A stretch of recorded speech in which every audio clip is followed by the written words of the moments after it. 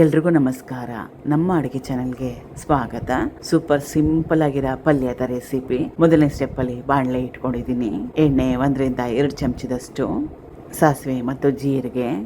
ಸಾಸಿವೆ ಸಿಡಿದ ನಂತರ ಹಸಿರು ಮೆಣಸಿನಕಾಯಿ, ಒಣಮೆಣಸಿನಕಾಯಿ, ಕರಿಬೇವಿನ ಸೊಪ್ಪು, ಹಿಂಗು ಸ್ವಲ್ಪ, ಕಟ್ ಮಾಡಿ ಇಟ್ಕೊಂಡಿರೋ ಸೋರೆಕಾಯಿ ಇಷ್ಟ ಇಲ್ಲ ಅಂದರೆ ಚಿಂತೆ ಬೇಡ. ಇದಕ್ಕೆ ಬದಲಾಗಿ ಪಡವಲಕಾಯಿ, ಸೀಮೆ ಬದನೆಕಾಯಿ, ನೋಲ್ಕೋಲು, ಸೌತೆಕಾಯಿ, ನಿಮ್ಗೆ ಯಾವ ತರಕಾರಿ ಇಷ್ಟ ತರಕಾರಿನ ಉಪಯೋಗ ಮಾಡ್ಬೋದು. ಅರಿಶಿನ ಸ್ವಲ್ಪ ಕಲಿಸ್ಕೋಬೇಕು. ಹೈ ಫ್ಲೇಮ್ನಲ್ಲಿ ಇಟ್ಕೊಂಡು 1-2 ನಿಮಿಷ ಸೋರೆಕಾಯಿನ ಬೇಯಿಸ್ಕೋಬೇಕು, ಅಥವಾ ಯಾವ ತರಕಾರಿ ಉಪಯೋಗ ಮಾಡ್ತೀರಾ ಆ ತರಕಾರಿನ ಬೇಯಿಸ್ಕೋಬೇಕು.